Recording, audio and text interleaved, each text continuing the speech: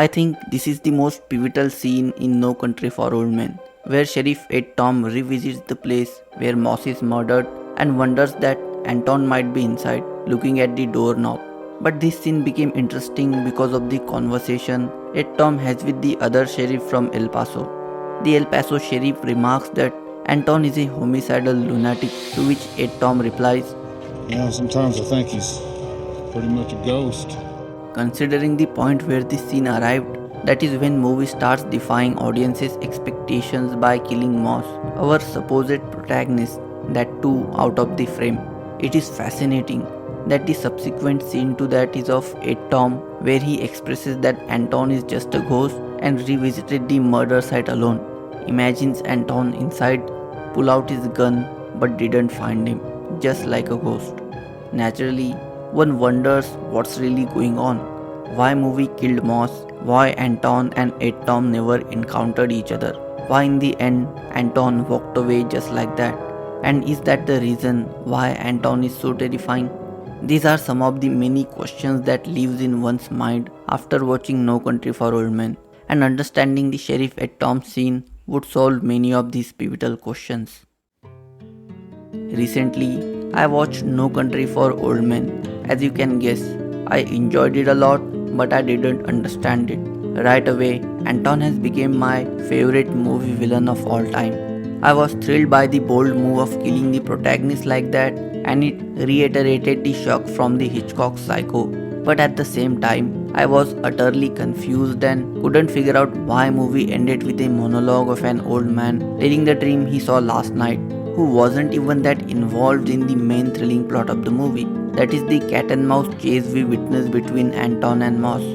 Well, I did what we all do in this situation. Went on YouTube and watched some videos. Some of them helped a bit, but most of the creators seemed predominantly bothered by the characterization of Anton Chigurh, primarily the how of it, and less with the intent and vision behind that characterization, the place where you actually find answers. As we all know, the name of the movie is not Anton the Chad villain, it is No Country for Old Men, where Ed Tom represents the old man. Hence, we have to look at the narrative from his perspective, in which Anton and he is actually deeply interconnected than that of Moss. So in this video essay, we will first delve into the characterization of Anton Chigurh, then the reason behind his characterization, understanding the intent of the movie, and then we will discuss the plot of the movie with deeper reasoning behind the actions, unraveling the motive behind the unfolding events.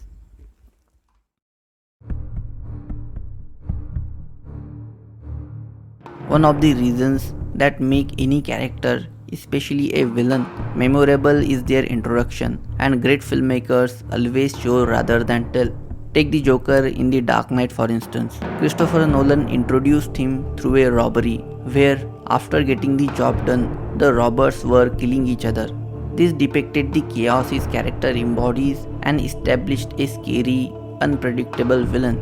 Similarly, Anton is introduced through a violent murder scene, where he brutally kills the deputy inside this police station. The way Anton kills him tells a lot about his character. He doesn't lose his grip even when his own hand is bleeding, signifying his physical as well as mental toughness. The expression he gives at the end conveys the relief and subtle joy he experiences. Then the subsequent scene depicts him killing a stranger just to exchange the car. Unlike with Deputy, here he does it with calmness, using the cylinder he carries with himself, making the man look as invaluable as an animal. This suggests that he doesn't value human life the way we do. This introduction scenes not only sets the tone for his character, but also plays a pivotal role in the uneasiness we feel as audience every time Anton comes on screen for the rest of the film. The movie also depicts Anton as a somewhat alien entity through his appearance, accent, I don't have some way to put it. That's the way it is. and name. His name's Chigurh. Sugar. Chigurh. Anton Chigurh. His unusual hairstyle, the weapon he uses, and the black outfit not only make him look distinct from regular individuals, but also portray him as a scary, out of this world character. His accent and name don't reveal where he comes from. In the movie, After the company hires Anton to find the money, he first goes to Moss's house, even though he knows that Moss must be gone by now.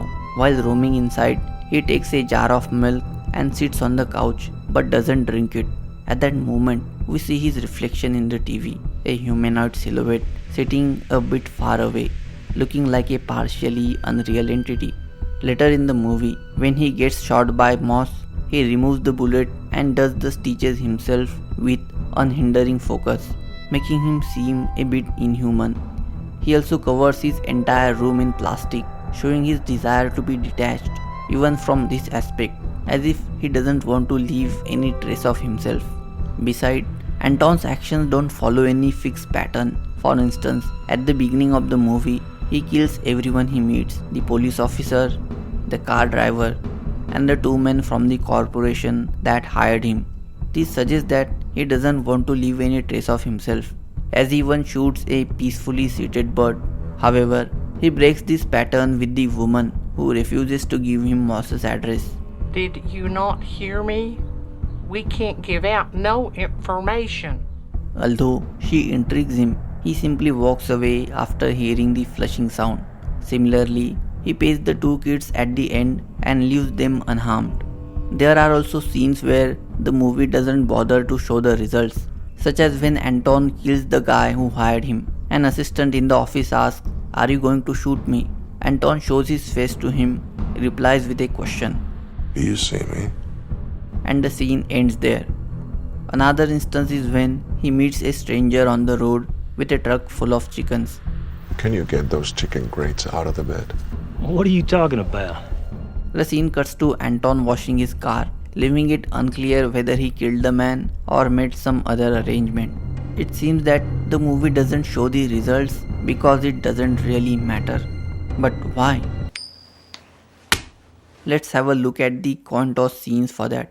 In the first coin toss scene, Anton seems preoccupied, but the shopkeeper's questions somehow provokes him.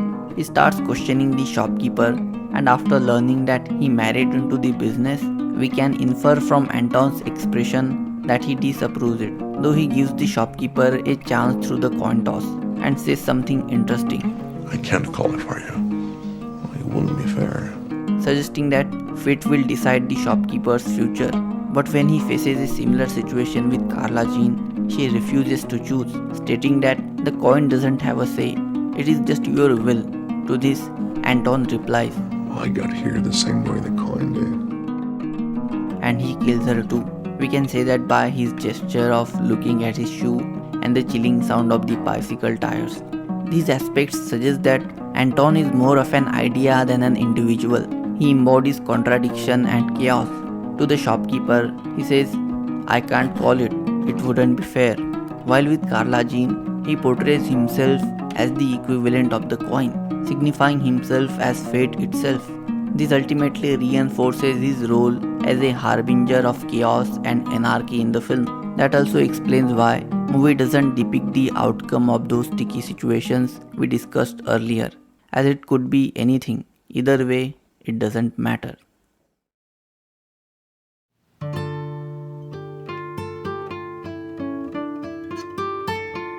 The movie starts with the voiceover of Sheriff Ed Tom and ends with him telling us about his dream. If one looks at the screenplay, it was originally supposed to be a voiceover. In the screenplay, the scene where Ed Tom tells his wife about his dreams continues until the end of the first dream, then cuts to the night scene of a snowy mountain pass. The sheriff's voiceover continues over the imagery, vividly depicting his words. The point is, the movie ends the way it started, an old man who thinks that time has changed in a way that leaves no place for him, where he doesn't understand the nature of crime and longs to find warmth in the memories of old. He holds into the illusion that the world used to be simpler, but that illusion breaks as he witnesses reality. He's fixing to make a fire somewhere out there and all that dark and all that cold. I knew that whenever I got there, he'd be there. Then I woke up. So, the beginning and ending of the movie seem more or less the same, which they are, but only objectively. There is something that changes significantly between these 2 points, and that's the audience's emotional response to those words. at the start of the movie, when Sheriff shares his dilemma about the changing times and his inability to comprehend it. We do understand him, at least we think we do, but it is just an information than anything else. But after witnessing the entire narrative of the movie, we ourselves experience the same dilemma 8 Tom is going through. So the intent of the movie is to put you inside 8 Tom's head, show you the world from his eyes, let you experience his dilemma and leave you with it. Now let's delve into the narrative of the movie to uncover how they achieved their objective, as that's the part where you learn most about the screenwriting. As we discussed earlier, within the first 5 minutes of the film, the movie introduces one of the most violent villains in cinema history. This not only establishes him as an evil, brutal force, but also helps to establish the world of the film. In one of those scenes where Anton kills the car driver to take his car, he says this just before killing him. Will you hold still, please? The scene then cuts to Moss, who is hunting, and he says something similar before firing the shot. You hold still. This establishes a connection between the two characters, depicting them both as hunters, with the difference being their prey. Anton sees humans the way Moss sees deer. This subconsciously helped to build Moss as a protagonist who, while not as brutal, shares a similar mindset. Anyway, the plot starts as Moss discovers a deal gone wrong from afar. Despite having a chance to turn back and report the incident, he has courage to go there and investigate. He operates quite calmly considering the situation, discovers the drug packages, and asks the surviving man where the last man standing went.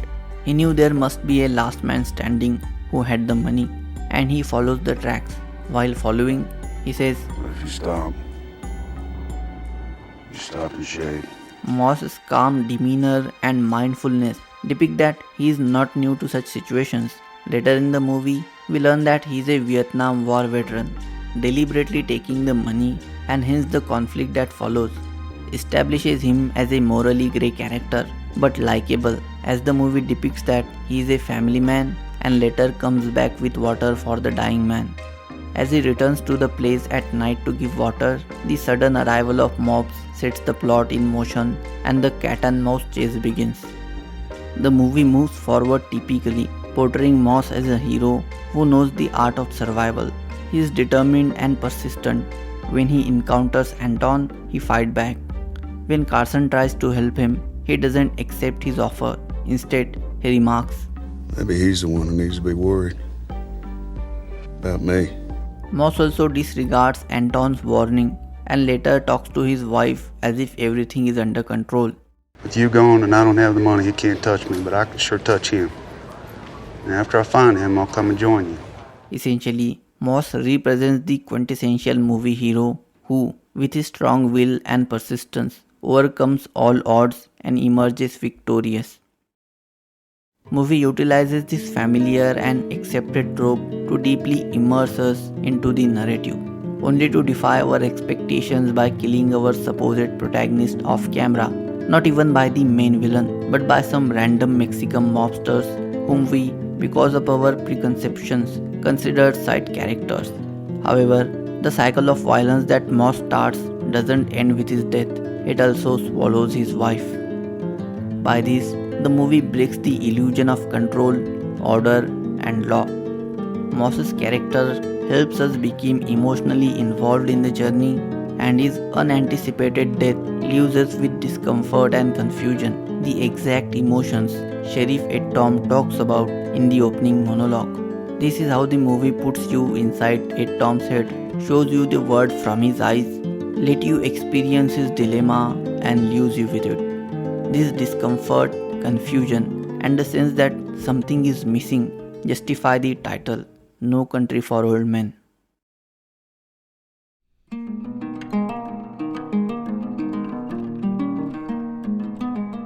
The sheriff scene that we discussed at the beginning of the video, where Sheriff Ed Tom revisits the place where Moss was murdered, takes on new meaning upon reflection. When the sheriff says, I think he's a ghost, he actually means it. He sees Anton as a ghost because Anton is just an idea in his head, an idea of chaos and uncertainty, just another criminal he doesn't understand. In the opening monologue, he tells about a boy who killed a 14-year-old girl. Papers said it was a crime of passion, but he told me there wasn't any passion to it. Told me that he'd been planning to kill somebody for about as long as he could remember. Said if they turned him out, he'd do it again. Said he knew he was going to hell. Be there in about 15 minutes. I don't know what to make of that.